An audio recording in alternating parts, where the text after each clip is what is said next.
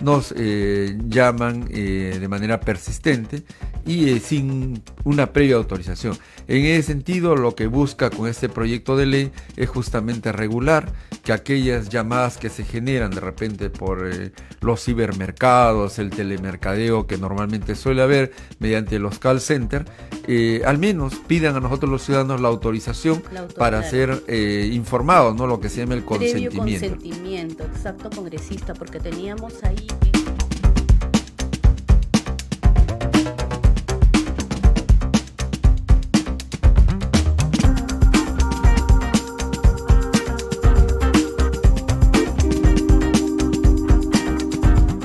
No más llamadas molestosas. Congreso aprueba ley que eliminará llamadas y mensajes spam. Y es así, hoy en el Parlamento, todos los congresistas aprobaron por unanimidad una nueva ley que va a ayudarnos a no recibir tantas llamadas y mensajes molestosos. Así que las empresas ya no van a poder llamarnos sin previa autorización o mandarnos mensajes de textos o correos electrónicos ofreciendo cosas sin que se lo hayamos pedido primero. Como también el Congreso estableció un horario específico en el que no pueden llamarnos. Estos horarios serán prohibidos desde las 8 de la noche hasta las 7 de la mañana, como también los fines de semana y feriados. Si en caso dichas empresas no cumplen con lo establecido por el Congreso, serán sancionadas hasta con 400 UITs, que equivale a más de 2 millones de soles. ¿Y tú, qué opinas de esta nueva ley del Congreso? Déjamelo saber aquí en los comentarios y sin más rodeos, aquí te muestro el video. De inmediato vamos a empezar con la información aquí en Al Instante desde el Congreso. Como ven, estamos con el congresista Elías Varas, presidente de la Comisión de Defensa del Consumidor, hace tan solo unos instantes. Congresista, muchas gracias por estar aquí. Se ha aprobado en este grupo de trabajo parlamentario la insistencia de la autógrafa de la ley que modifique el Código de Protección y Defensa del Consumidor a fin de ampliar la prohibición de las comunicaciones spam. Gran expectativa había sobre este tema, congresista. Sí, bueno, efectivamente hubo la observación por parte del Ejecutivo donde bajo 13 observaciones ellos consideraban de que no guardaba de acuerdo a la normatividad. Dentro de ellos, por ejemplo, decía, ¿no?, la falta de un test de proporcionalidad, pese a afectar va a afectar los derechos fundamentales. Asimismo, la segunda observación decía afectación al principio de la coherencia normativa. Y como tercero decía falta de justificación de la necesidad de las propuestas contenidas en la autógrafa de ley. Cosa que hemos nosotros fundamentado que todo esto se ajusta dentro del artículo 2 de nuestra Constitución en su numeral 22, donde dice pues de que todos los peruanos o ciudadanos tenemos derecho al descanso, al derecho de la libertad, ¿no?, de utilizar nuestro tiempo con la familia, al buen disfrute, y no necesitamos pues mediante estas llamadas que no han sido consentidas, que son las llamadas spam, son aquellas donde el ciudadano no ha dado ningún consentimiento, pero sin embargo nos llegan a nuestros celulares, a nuestros PC, computadoras, nos llegan mensajes de texto, nos llaman de manera persistente y sin una previa autorización. En ese sentido, lo que busca con este proyecto de ley es justamente regular que aquellas llamadas que se generan de repente por los cibermercados, el telemercadeo que normalmente suele haber mediante los call centers, al menos pidan a nosotros los ciudadanos la autorización para ser informados, ¿no?, lo que se llama el consentimiento. Previo consentimiento, exacto, congresista, porque teníamos ahí que un poco la fundamentación del Ejecutivo era que se estaba afectando la libertad de empresa, pero contra otros derechos ciudadanos como los nuestros que usted los está señalando, que son libertad de poder tener descanso, de estar tranquilos, en paz, porque ¿quién no ha recibido llamadas, más de 2 a veces al día, ¿no? Y lo importante es que es sin consentimiento, y lo que se está pidiendo es que sea previo consentimiento por lo menos de los consumidores, ¿no?, de los ciudadanos. Mira, fíjese, usted sabe que Indecopi es el que regula actualmente el tema del mercado, ¿no? Hay, por ejemplo, un monitoreo de quejas de los consumidores de Indecopi, donde se puede apreciar un alto grado de insatisfacción, ¿no? Por ejemplo, ¿no?, dentro de ellos reportan que hay comunicaciones por parte de las financieras, en este caso, tanto como el BBVA o el Scotiabank, que van casi cerca a mil quejas que los ciudadanos generan mensualmente. Asimismo, dentro de lo que es las empresas telefónicas, fíjese, la Telefónica del Perú genera más de quejas en Indecopi, más de 3 millones mensualmente, ¿no? Entonces, imagínense qué tanta cantidad de ciudadanos son los afectados por este tipo de llamadas que nadie lo espera, que nadie lo ha solicitado, pero sin embargo que se dan.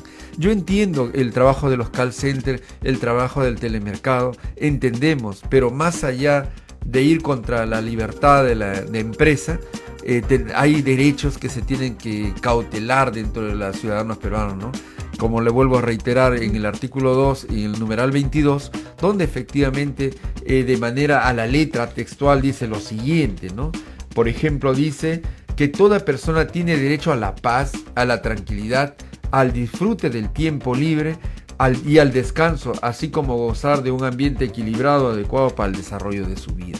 En ese sentido, esto no colisiona con ninguna situación de una libertad de empresa, de ninguna manera.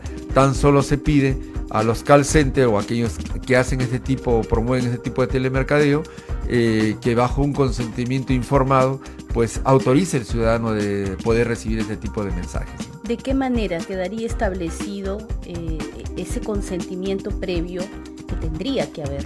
Claro, entiendo yo que las estrategias se van a ver dentro del tema de la reglamentación, pero sí también yo quería acotar eso, porque pueden haber de que se haga el desacato luego de ello, ¿no?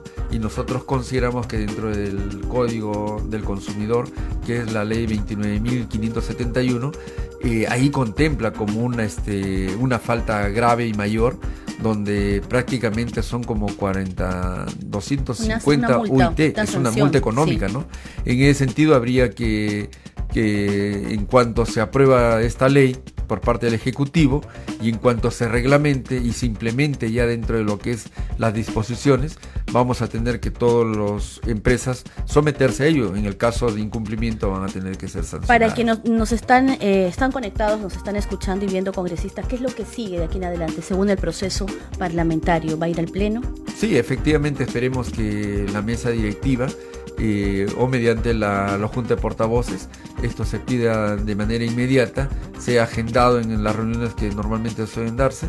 En el Pleno pueden ser los miércoles o jueves, y tener de una mente el autógrafo, hacerlo llegar por insistencia al Ejecutivo, y el Ejecutivo tendrá que implementarlo, publicarlo y luego reglamentarlo, ¿no? Como es debido.